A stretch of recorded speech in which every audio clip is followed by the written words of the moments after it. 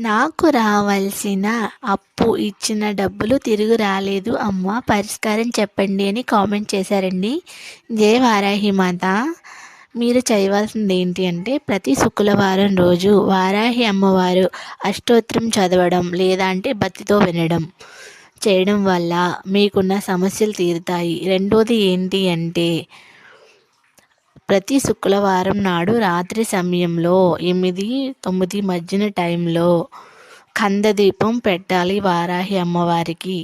వారాహి అమ్మవారికి బెల్లంతో చేసే ప్రసాదం అంటే చాలా ఇష్టం.